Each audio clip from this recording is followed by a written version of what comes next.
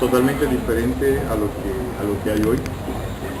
Partiendo de que el ingreso a la universidad era del lado de Mamatoco. Se ingresaba por la Quinta de San Pedro, había que atravesar la Quinta de San Pedro Alejandrino y caminar una carreterita que ya está medio tapada por ahí, hasta ingresar por el portón que está acá en el lado este de la universidad. Ese portón que no existía en ese momento, esa era la entrada, y digamos que la plazoleta principal de la universidad era donde hoy está la actual cafetería. Es un peladero que había ahí, y ahí daban la vuelta a los buses y se regresaban. Los buses entraban, hacían un recorrido por el centro de la ciudad, llegaban a Mamatoco, entraban a la Quinta de San Pedro y a algunas horas entraban a la universidad, de acuerdo al número de estudiantes que tuviera. Esa era la universidad, solamente tenía, cuando yo ingresé a estudiar,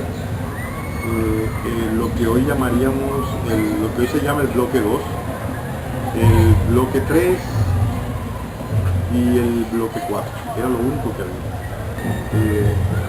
Inicialmente había, digamos que, producción intelectual, había producción en investigación, pero obedecía más a un criterio de interés personal de un docente que tuviera interés en hacer investigación que a una política oficial de la universidad.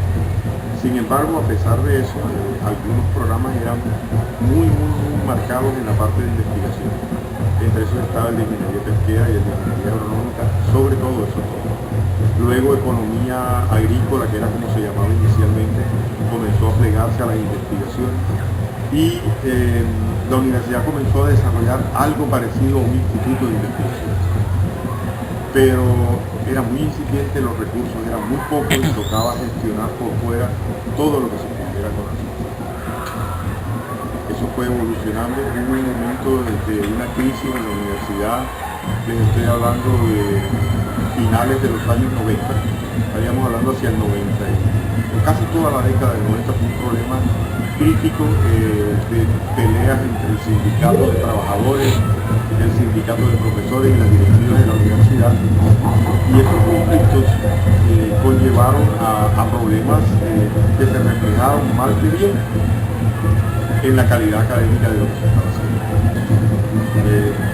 La crisis de esas que venía a finales de los 90 llegó un momento en que tocó a fondo de que aquí había cosas que se desvirtuaban completamente en el hecho, por ejemplo, de que un docente de clase de tiempo completo ganaba menos dinero que una aseadora. O sea, una aseadora se daba el lujo de subcontratar a 4 o 5 muchachos que le hicieran el aseo y ella era la gerente y le quedaba y le sobraba. O sea, las proporciones en esa época, estamos hablando de que un docente de la Universidad de Magdalena entraba, a pesar de que tenía su título de profesional y por lo menos 2 años de experiencia, entraba ganándose algo así como 700, 800 mil pesos. En ese momento, una aseadora con todas las cosas que tenía de prestaciones sociales, legales y extralegales, se ganaba alrededor de 1.300.000, 1.400.000. O sea que uno estaba realmente pensando en la posibilidad de que pagaba más hacer aseo que... y el trabajo era limitado, porque además yo no trabajaba como aseador, sino que contrataba para que alguien hiciera el aseo. Entonces era una fuente de empleo también. Eso estaba totalmente limitado. Además, la universidad, gran parte de su presupuesto se le iba en el pago de las convenciones extralegales que tenían sus trabajadores, y el número de trabajadores se aumentó en un número tal que empezó la universidad a que todo el dinero que entraba era para pagar nómina de trabajadores, ni siquiera de docentes, sino de trabajadores. Entonces nunca había plata para los laboratorios, para las prácticas, para los libros, para cosas que eran lo fundamentales. Se diagnosticó eso, se decía que había que prepararlo. El problema era quién le ponía cascabel al gato. Era muy difícil porque significaba riesgo personal, riesgo para la familia. O sea, era una cantidad de cosas las que habían alrededor de eso. No había mucha gente que pudiera decir que hacía 2 semestres en un año. O sea, para ustedes, que ustedes entren y ustedes lo más normal que les parece es hacer 2 semestres en el año.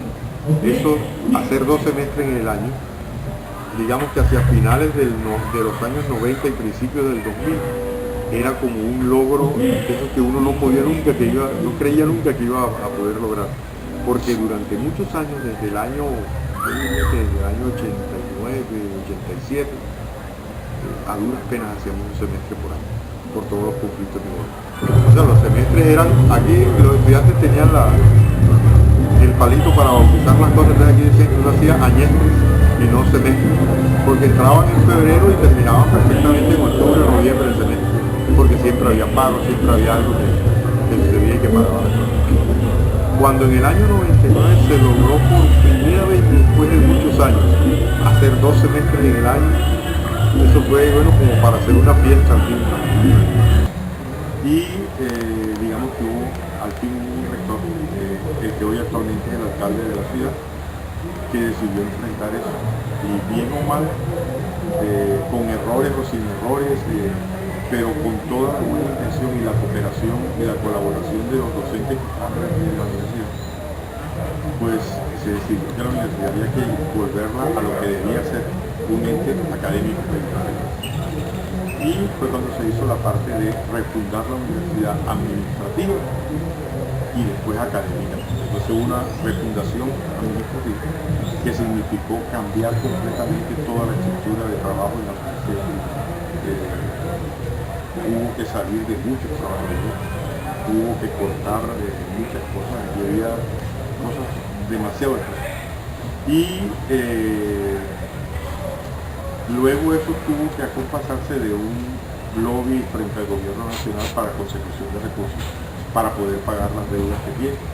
Una universidad que tenía en ese entonces como 26.000 millones de pesos en deuda pasó a estar saneada y pasó a estar como está hoy, que está, digamos, con posibilidades de invertir en otras obras, porque antes no había la menor posibilidad. Porque, repito, toda la plata que llegaba era para pagar salarios, pagar esto, pagar otro, y casi siempre eso no se hacía. Eso conllevó a que la universidad empezara a mejorar en la parte administrativa. Y entonces se comenzó a trabajar la refundación académica. Y fue cuando hubo la primera reforma académica del fondo en el 2001, que fue cuando se crearon nuevos programas y empezaron a salir programas. Creció la Facultad de Ingeniería, nació la Facultad de Ciencias de la Salud, empezó a trabajar sus unidades y toda esta parte que empezó a crecer requirió de un trabajo mancomunado que durante varios años llevó a cabo el rector, y más o menos ha habido una continuidad de pensamiento y de direccionamiento hacia lo que es el norte de la universidad, que es el desarrollo académico de la universidad, y tratar de posicionarla como una institución acreditada.